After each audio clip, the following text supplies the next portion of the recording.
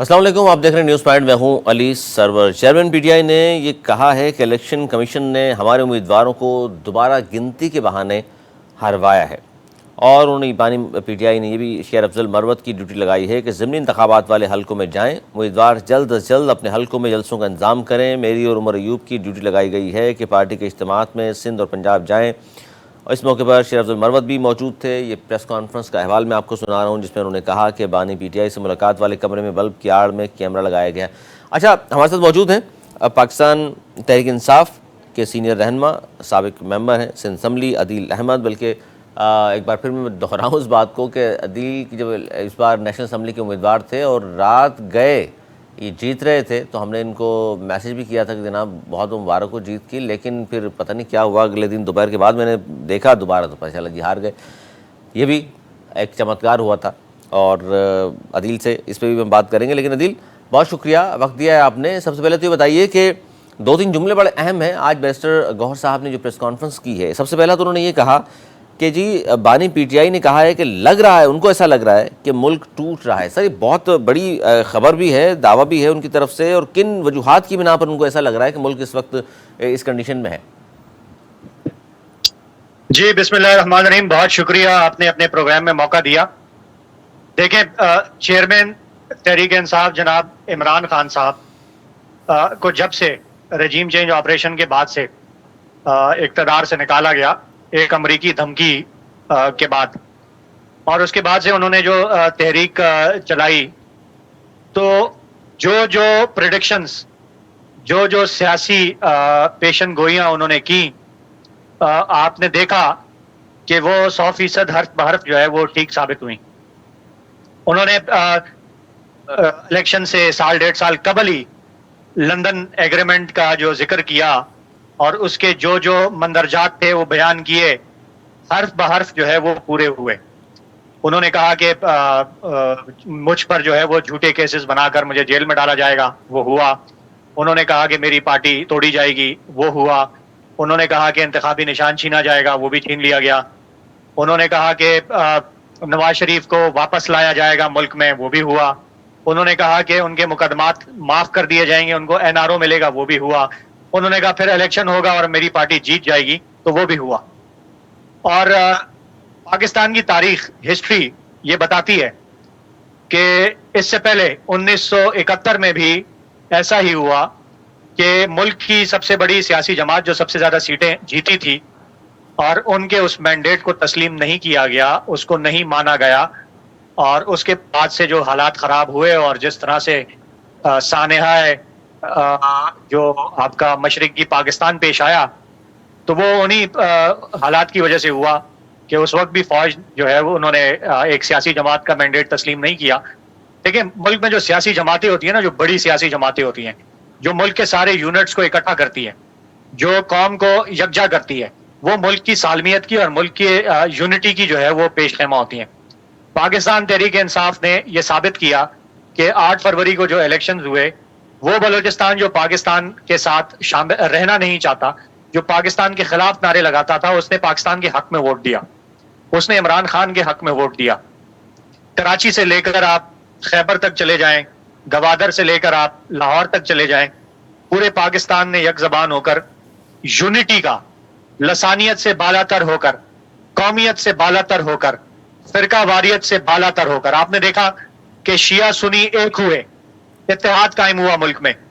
لیکن وہ قوتیں جو نہ اس اتحاد کو مانتی ہیں، نہ ملک کو یکجا کرنے کے حق میں ہیں، تو ان وجوہات کی بنیاد پر اور ملک کی جو ہسٹری ہے اس کی بنیاد پر چیئرمین عمران خان صاحب یہ بات کر رہے ہیں، اس خدشے کا وہ اظہار کر رہے ہیں کہ جب آپ سیاسی جماعتوں کا مینڈیٹ تسلیم نہیں کرتے، جب آپ قوم کا، یعنی 80 سے 90% جو سرویز کے اندر ہے کہ قوم عمران خان کے ساتھ کھڑی ہے، اور 8 فروری کو یہ ثابت کیا قوم نے باہر نکل کر، جب آپ قوم کی اس آواز کو نہیں سنیں گے تو وہ ریاست کے ساتھ کیوں رہنا پسند کریں گے؟ وہ ریاست کے خلاف جو ہے ان کی امنگیں، ان کے جذبات اور احساسات جو ہے وہ پیدا ہوں گے، اور سیاسی جماعتیں انہی جذبات اور احساسات کو قومی دھارے میں ڈالتی ہیں اور ریاست کے حق میں لے کر آتی ہیں۔ تو جب آپ قوم کے خلاف جاؤ گے، جب آپ قومی مینڈیٹ کے خلاف جاؤ گے، جب آپ قومی جذبات کے خلاف جاؤ گے، جب آپ قومی امنگوں کے خلاف جاؤ گے، جب آپ قومی احساسات کے خلاف جاؤ گے، تو پھر اس میں میرے خیال سے یہ پریڈکشن کرنا کوئی مشکل نہیں ہے کہ جو 1971 میں ہوا، خدا نہ خواستہ، اللہ نہ کرے، اللہ تعالیٰ جو ہے وہ ہماری اس بات کو غلط ثابت کرے، لیکن یہ ملک جو ہے وہ پھر اسی طرف جا رہا ہے. اس طرف. اچھا، دوسرا یہ ہے کہ یہ جو کہا ہے کہ الیکشن کمیشن نے ہمارے امیدواروں کو دوبارہ گنتی کے بہانے سے ہروایا، دوبارہ گنتی کی درخواستیں تو ظاہر ہے امیدواروں نے دی ہیں نا؟ دیکھیں میں آپ کو کراچی کے ایک حلقے کی مثال دیتا ہوں. کراچی میں ہمارے ایم پی اے کے ماڑی سے شاہ نواز جدون جی، وہ فارم 45 میں جیتے، فارم 47 میں جیتے، فارم 48 میں الیکشن کمیشن نے ان کا نوٹیفیکیشن جاری کیا، فارم 49 میں بھی الیکشن کمیشن نے ان کا نوٹیفیکیشن جیت کا جاری کیا. ان کی 14-15 ہزار کی لیڈ کو کم کر کے وہ 17-1800 پہ لے کر آئے، اور اس کے بعد ری کاؤنٹنگ کا اعلان کیا اور ووٹ مسترد کر کے ان کو ہرا دیا گیا. یعنی اگر الیکشن کمیشن اپنے ہی نوٹیفیکیشن کے خلاف جاتا ہے تو آپ مجھے یہ بتائیں کہ وہ پھر اس کو نہیں تو عدالتیں عادل عدالتیں تو موجود ہیں نا، پھر عدالت جانا چاہیے ان کو. عدالتیں موجود ہیں، لیکن اسلام آباد ہائی کورٹ کے 6 ججوں کا وہ خط بھی ریکارڈ میں موجود ہے کہ اسلام آباد ہائی کورٹ کی ساری کاروائی جو ہے وہ ISI کنٹرول کر رہی ہے. ججز کو دھمکا رہی ہے، ان کی فیملیز کو اٹھا رہی ہے، ان کو کرنٹ مار رہی ہے، ان کی گندی ننگی ویڈیوز بنا رہی ہے، ان پہ تشدد کر رہی ہے، ان کو دھمکیاں دے رہی ہے، ایک طرف تو آمیز خطوط بھیج رہے ہیں. ایک طرف تو میرے خیال سے وہ خط بھی ریکارڈ کے اوپر موجود. جی جی جی، ایک طرف تو یہ مسائل اور جس کا آپ احوال سنا رہے ہیں، لیکن ساتھ ساتھ عوام اس بات پر بھی بڑے وہ ہیں. خاص طور پر میں اس لیے بات کرنا چاہ رہا تھا کہ سیاسی باتیں تو بالکل کریں گے بھی اور ہوتی ہیں روزانہ، لیکن یہ کراچی کا جو موضوع ہے، عادل آپ کا تعلق بھی چونکہ یہاں سے ہے، میرا بھی تعلق یہاں سے ہے، یہ اسٹریٹ کرائم کا جن بے قابو ہے، اس پر آپ کی پارٹی کی طرف سے کوئی ہمیں بہت زیادہ شور شرابہ نہیں نظر آ رہا عوام میں. دیکھیں اسٹریٹ کرائم تو ایک بہت چھوٹا ایشو آپ نے بیان کیا ہے. نہیں سر، 59 افراد کراچی پچھلے 3 ماہ میں مر گئے، 59 خاندان جس سے متاثر ہوئے، چھوٹا ایشو تو نہیں ہے. نہیں، ایک طرف تو کراچی میں خاندان جو ہے وہ اسٹریٹ کرائم کا شکار ہو کر اجڑ رہے ہیں، بالکل. دوسری طرف جو 25 کروڑ آبادی الیکٹورل ٹیررزم، انتخابی دہشت گردی کا شکار ہوئی ہے، میرے خیال سے وہ بڑا نقصان ہے، اور نہیں وہ ہے الیکٹورل ٹیررزم کا نتیجہ ہے. نہیں دیکھیے، میں کہنا ہی چاہ رہا ہوں کہ دیکھیے کچھ بڑے مسائل ہیں، کچھ بڑے آبجیکٹیوز ہیں آپ کے، کچھ چھوٹی چیزیں بھی ساتھ ساتھ لے کر چلنی ہوتی ہے نا. عوام میں بھی تو آپ نے دیکھنا ہے ان کے مسائل بھی ہیں، وہ بھی حل نہیں ہو رہے. دیکھیں عوامی مسائل تو تب حل ہوتے ہیں جب عوامی نمائندے اقتدار میں ہوتے ہیں. جب فارم 47 کے جعلی لوگ اقتدار میں لائے جائیں زبردستی نتائج تبدیل کر کے، تو وہ مرہون منت ہیں ان لوگوں کی، ان طاقتوں کی جو ان کو اقتدار میں لے کر آئیں. وہ نہ عوام کو جواب دیں، نہ ان کو عوامی مسائل کا ادراک ہے، اور نہ ان مسائل کو حل کرنے میں وہ دلچسپی رکھتے ہیں. ہمارا یہ ماننا ہے کہ یہ اسمبلیاں جعلی ہیں، ان کا مینڈیٹ جعلی ہے.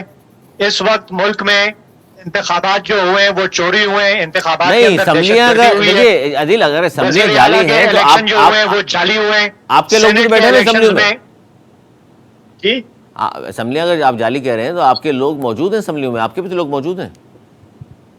جی، ہمارے جو لوگ ہیں وہ فارم 45 والے ہیں نا، وہ تو حقیقی طور پر قوم نے جن کو ووٹ دیا ہے، تو جو اسمبلیوں میں پہنچنے میں کامیاب ہو گئے، جن کا فارم 45 کے مطابق فارم 47 کا رزلٹ آ گیا ہے، وہ لوگ جو ہیں وہ تو فارم 45 کے نہیں. اسمبلیوں کو عادل اگر اسمبلیوں کو جعلی کہہ رہے ہیں تو پھر کیا وہی پالیسی ہوگی آپ کی کہ پہلے بھی استعفے دے دیے تھے اسمبلیوں سے آپ نے، دوبارہ ویسے ہی ہوگا؟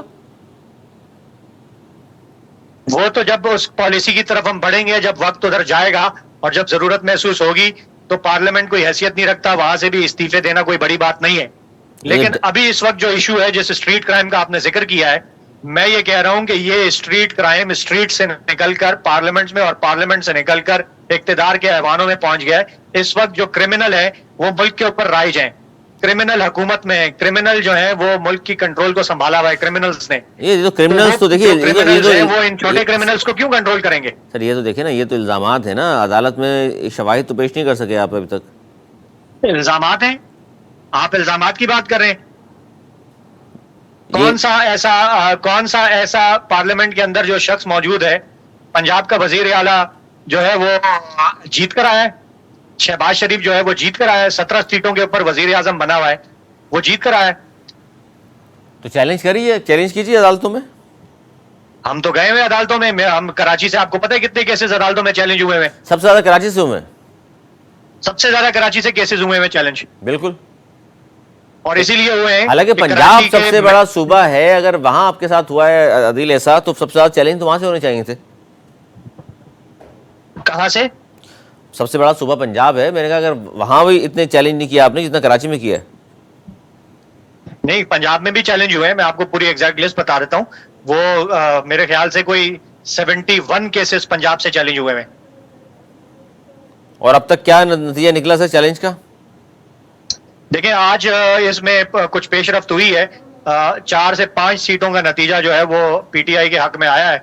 उसमें तीन एनए की सीट्स हैं, 2 जो है वो सूबाई असेंबली की सीट्स हैं पंजाब से, और कुछ केपीके की सीट्स वापस आई हैं। अच्छा, नवाज शरीफ साहब की कामयाबी भी चैलेंज की है आपने? जी, नवाज शरीफ की कामयाबी भी चैलेंज की है? बिल्कुल की हुई है, यास्मीन राशिद साहिबा ने की हुई है चैलेंज। अच्छा, एक तरफ तो एक ये इल्ज़ाम कीजिए उनको लाया गया, लंदन प्लान है और वज़ीर आज़म नवाज शरीफ बनेंगे, और दूसरी तरफ हमने ये देखा कि 2 सीटों पे वो खड़े हुए, एक पे हार गए, एक पे वो जीते हैं, वज़ीर आज़म भी वो नहीं बने। तो फिर वो प्लान की जो बात थी और आपने कहा था कि वज़ीर आज़म भी यही बनेंगे इसलिए लाया गया, लेकिन वो हुआ नहीं ऐसा। नहीं, वो बड़ी बहन, वो बकौल सायरा बानो के बड़ी बहन का रिश्ता पसंद नहीं आया, छोटी बहन का पसंद आया। तो लाने से छोटी बहन से शादी हो गई है। तो लाने से पहले तो तस्वीर तो देखी होगी ना लोगों ने, पता तो होगा किस किस का रिश्ता है। नहीं, तस्वीर भी देखी थी, अखलाक और किरदार से भी वाकिफ थे, सब चीजें थी, लेकिन वो थोड़ा सा शायद जो है वो उनका वो पसंद नहीं आया, एटीट्यूड पसंद नहीं आया। तो छोटी बहन का ज्यादा सबमिसिव एटीट्यूड था, बूट पॉलिश ज्यादा अच्छे कर रहा था, छोटी बहन अच्छे जूते पॉलिश कर रही थी। तो बड़ी बहन मेरे ख्याल से उधर तो बड़ी बहन ऐसी बैठी रहेगी अब? बड़ी बहन को फैसला करना है, वो उनके ऊपर है। और आप लोगों का क्या फैसला हुआ कि इस तहरीक को पूरे मुल्क में फैलाएंगे, अब आप एहतजाज करेंगे? देखें, एहतजाज तो अवामी हक है ना, हमारा आईनी हक है, और अवामी मैंडेट जो चोरी हुआ है उसके ऊपर हम अवाम के साथ खड़े होंगे, और ये अवामी मैंडेट हम वापस लेकर रहेंगे। क्योंकि 6 जमातों ने जो इत्तेहाद किया है, जिसमें महमूद अचकज़ई साहब को आपने सरबराह बनाया है उस तहरीक का, तो उसका क्या रुख जो है वो केपीके, बलूचिस्तान, पंजाब और आखिर में सिंध में दाखिल होगा? नहीं, हमने महमूद खान अचकज़ई को सरबराह नहीं बनाया। बलूचिस्तान की हद तक जो है वो वहाँ पे उसकी तरफ से है, उसमें इत्तेहाद में, लेकिन ये इत्तेहाद जो है मुल्क भर में मुख्तलिफ जमातों से हुआ है। सिंध के अंदर कोई 20 से ज़ायद जमातों के साथ हुआ है ये इत्तेहाद। अच्छा, ये इसमें जमात इस्लामी भी सिंध में शामिल है? हाँ, लेकिन एहतजाज की सरबराही जो है वो तहरीक इंसाफ करेगी, और सिंध में तहरीक इंसाफ सरबराही करेगी। और केपीके में जो आपकी हुकूमत मौजूद है वो किस हद तक रिलीफ दे सकेगी लोगों को, इस पर भी तवज्जो है आप लोगों की?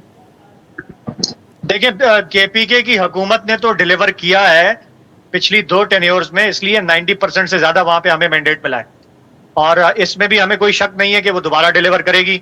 और उन्होंने डिलीवर करना पहले दिन से शुरू किया, सेहत कार्ड बहाल करके, सेहत इंसाफ कार्ड बहाल करके, और उन्होंने पहले दिन से डिलीवर करना शुरू किया गरीबों के लिए लंगर खाने और पनाहगाहें बहाल करके।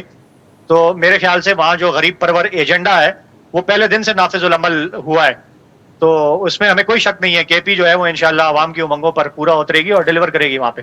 लेकिन केपीके के साथ ज्यादती होती है जी। केपीके के साथ मरकज जो है, जो वाजिबुल अदा वहाँ के फंड्स हैं वो मरकज नहीं देता। फिर केपीके के साथ जो इस वक्त सबसे बड़ी आईनी और सबसे बड़ी अवामी ज्यादती हुई है वो इस सेनेट इलेक्शन के अंदर हुई है कि वहाँ सेनेट इलेक्शन नहीं होने दिया गया इस्टेब्लिशमेंट की तरफ से, और इसलिए नहीं होने दिया कि मुराद सईद को सेनेट में नहीं आने देना। मुराद सईद को सेनेट में नहीं आने देना, इसलिए पूरे सूबे को सेनेट की नशिस्तों से महरूम किया गया। और नहीं तो मुराद सईद मुख्तलिफ केसेस में मतलूब है, वो सामने भी नहीं आ रहे। इसहाक डार साहब जो है वो इश्तिहारी मुजरिम थे, उनकी जायदाद जब्त हो गई थी, मुल्क से बाहर थे, वहां से बैठ के वो सेनेटर मुंतखब भी हो गए, उन्होंने हल्फ भी नहीं लिया, और जब उनको सरकारी जहाज में वापस लाया गया तो कई साल बाद उन्होंने हल्फ लिया, और पूरे जो पिछली तनख्वाहें थी وہ ساری ان کو ملی. تو آپ لوگ چاہ رہے ہو کہ مراد سعید کو بھی یہی پروٹوکول ملے؟ نہیں، مراد سعید جو ہے وہ مجرم نہیں ہے. اسحاق ڈار تو مجرم تھا، پروکلیمڈ آفرینڈر تھا. مراد سعید کا جرم کیا ہے؟ نہیں، مجرم تو ظاہر نہیں ہے، وہ تو اب عدالتوں میں کیسز ہیں، وہ تو آزادی کی بات کرنا، یہ مراد سعید کا جرم ہے. مراد سعید کے اوپر NHA کی وزارت تھی. کوئی ایک کیس کرپشن کا اٹھا کے دکھا دیں، کوئی ایک کیس فیوریٹزم کا اٹھا کے دکھا دیں، تو آپ کو فرق کرنا پڑے گا اسحاق ڈار کے اندر اور مراد سعید کے اندر. نہیں تو یہ عدالتوں میں پیش ہوں گے تو پتہ چلے گا نا کہ کیسز کیا ہیں، کس طرح چلیں گے، کیا شواہد ہیں. پیش ہوئے ہیں، وہ پشاور ہائی کورٹ میں انہوں نے اپنی ضمانتوں کے لیے اپلائی کیا ہوا ہے. بالکل وہ عدالتوں کا سامنا کریں گے، لیکن ان کی جان کو خطرہ ہے. ان کی جان کو خطرہ ہے، اور ان کو یہ خطرہ ہے کہ وہ سامنے آئیں گے تو ان کو قتل کر دیا جائے گا، اور ریاست کی طرف قتل کر دیا جائے گا. اچھا، جس طرح سے ارشد شریف کو قتل کیا گیا. آپ کی پارٹی کی طرف سے کہا گیا تھا خان صاحب کے حوالے سے کہ آپ عید کے بعد جو ہے خان صاحب جیل سے باہر نظر آ رہے ہیں. ابھی بھی آپ لوگ اسی بات پہ قائم ہیں؟ لگتا ہے آپ کو کہ جلدی رہائی عمل میں آ جائے گی؟ اس ملک میں اگر آئین ہو، قانون ہو، اور کسی قسم کی رتی برابر غیرت یا شرم ہو ریاست کے اندر، تو عمران خان کے اوپر کوئی ایک کیس بھی نہیں بنتا. سارے کیسز جھوٹے، اور ان کا جو ابھی تک جو ان کو جیل میں رکھا گیا ہے، اس کے اوپر عمران خان سے ان کو معافی مانگنی چاہیے اور اس کی پینلٹی ادا کرنی چاہیے.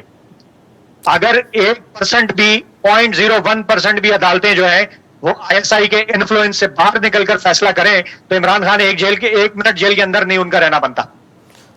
بہت شکریہ عادل، ہمارے ساتھ موجود تھے اور بات کر رہے تھے کہ اس وقت PTI کا جو بیانیہ ہے وہ کیا ہے، کس طرح آگے بڑھانا چاہ رہے ہیں مزید اس کو. یہ بڑی اہم گفتگو، لیکن بات یہی ہے کہ جس طرح ایک دوسرے پہ الزامات لگتے ہیں، سیاسی جماعتیں لگاتی ہیں، اسٹیبلشمنٹ پہ الزامات کی بھرمار PTI مسلسل کر رہی ہے، اور عدالتیں لیکن آزاد ہیں. اگر اس طرح کی کوئی چیزیں ہیں تو عدالتوں میں جائیں، لیکن وہاں PTI کو منہ کی کھانی پڑ رہی ہے. بار بار ہم دیکھ رہے ہیں مختلف کیسز میں وہ گئے ہیں، شواہد پیش نہیں کر سکے.